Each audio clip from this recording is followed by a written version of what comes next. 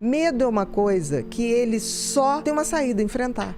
Tô te achando que você vai ser coach de felicidade. Quando eu lançar o livro, eu vou te chamar pra ser... Pô, quero muito. Tá aqui um cara que intuitivamente... Você não aprendeu isso? Não. Você fazia isso intuitivamente? Não, de criar assim, memórias para o futuro? É porque assim...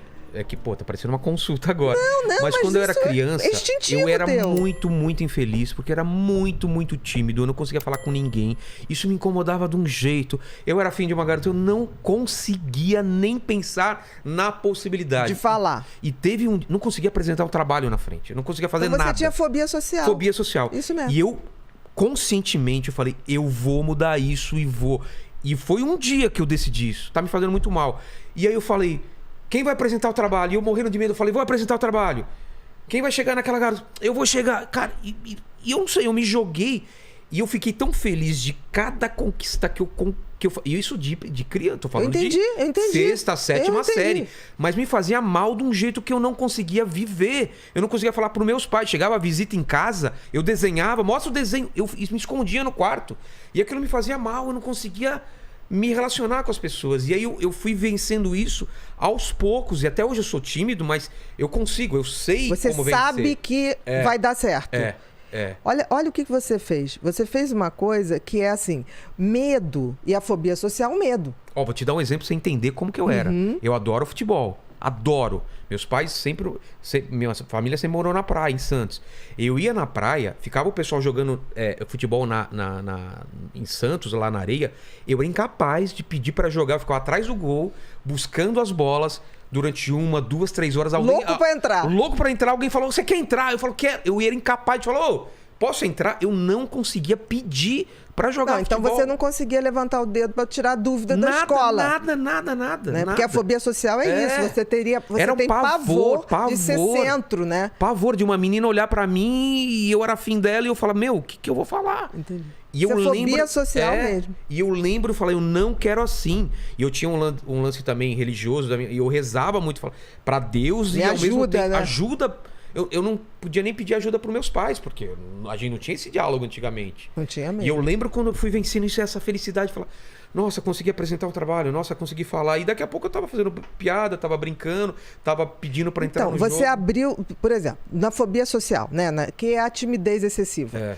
Você tem o circuito do medo extremamente ativado. De ser rejeitado. Não, de ser rejeitado, de não ser aceito, das pessoas acharem que você é ridículo, sempre de achar que você vai falar não vai agradar. Então, é um circuito de medo muito grande que o cérebro tem. O teu era hiperativado. O que se faz para desativar isso? Eu tenho que ativar outros, que é o circuito da coragem. Medo é uma coisa que ele só tem uma saída, enfrentar. Porque o medo, se você for para trás, chega uma hora que tem uma parede. Não tem mais pra E onde ele ir. vai te sufocar. Agora, é interessante como o teu cérebro tinha uma questão de enfrentar os problemas. Não é comum isso. Mas eu tenho medos até hoje que eu nunca enfrentei. Cobra, por exemplo, eu nunca enfrentei esse medo de cobra. Mas vem cá, você tem cobra no teu dia a dia? Não. Isso aí é uma fobia. Fui obrigado, não fui Porque obrigado. olha só, olha que interessante.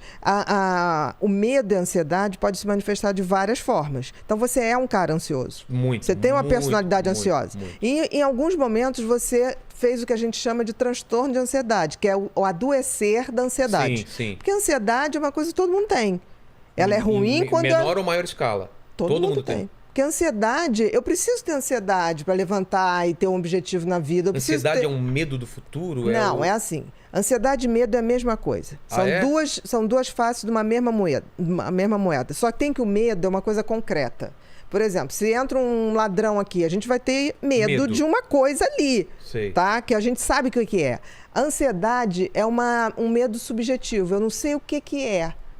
Aquilo não vai me matar. Por exemplo, falar na frente de uma plateia não ia te matar. Ninguém estava ali com a metralhadora. Mas o teu cérebro interpretava como uma questão de vida ou morte. Por quê? Porque certamente você nasceu com esse sistema límbico do medo mais ativado. Entendi. Aí você vai ver na família, tinha algum avô ou pai que tinha a mesma coisa, mas não tinha coragem de falar. Entendi. Porque na época não falava. Aí o que fazia? Era o cara que ia trabalhar num lugar que ele não precisasse lidar com o público.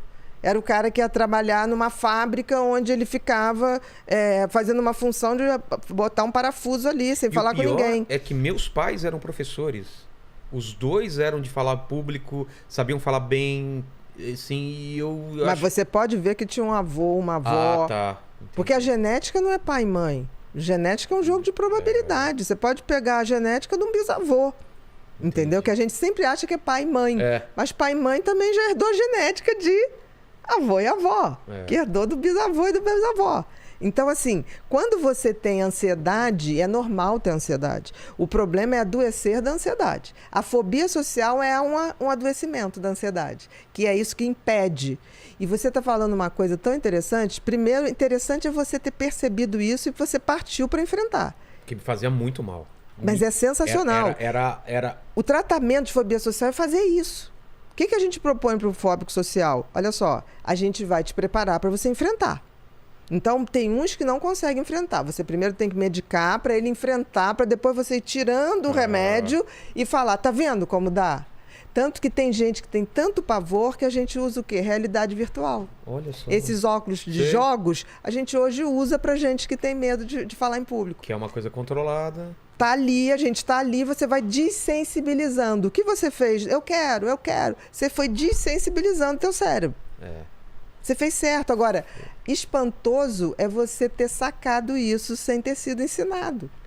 Você não é burro, você é inteligente. Mas eu acho que foi uma forma de sobrevivência também, porque eu tava me fazendo muito mal. Tá, mas você teve a coragem. Sim. Porque a maioria das pessoas vai evitar aquilo o resto da vida. Estamos falando assim de passar 3 anos assim, tomar decisão depois de 3 anos passando. Ok, mas você chegou ao limite. Porque o que acontece, limite, por exemplo, as pessoas que têm fobia social geralmente me procuram para tratar a fobia social quando entra na faculdade, quando vai ter que apresentar o TCC. Que não tem coragem. Que ele fala, agora não tem mais jeito. Como é que eu vou fazer? Agora eu tenho que... E tá entre uma das maiores fobias, né? Falar em público é uma das maiores... Fobia que tem. Então, vou te dar um dado científico. Os ingleses têm mais medo de falar em público do que de morrer. O quê? Exatamente. A fobia social e o índice de fobia social da Inglaterra é altíssimo. Por isso que os ingleses são tidos como um povo que não gosta de dar informação, reservado, arrogante. Não, eles têm pavor. Você imagina brasileiro que chega em Londres e vai pedir uma informação. Ei! O cara que é fóbico social, baixa a cabeça. Ele sai correndo. Entendeu? Aí todo mundo chega e fala assim, os ingleses são insuportáveis. Fóbicos. Eles têm pavor. E isso que eu tô falando, eles têm mais medo de morrer do que de falar em público. Não, mais medo de falar em público do que de morrer. De falar em público do que de morrer, exatamente. Cursos completos com conteúdo de qualidade, uma bagagem única sobre TDAH, ansiedade, depressão, psicopatia, toque e borderline. Masterclasses com os tópicos mais pertinentes da mente humana e habilidades emocionais. Uma linha direta para conversar e tirar dúvidas comigo e muito mais. Tudo isso em um só lugar. É a esse ecossistema que os membros da nossa comunidade Ser Humano Sustentável têm acesso.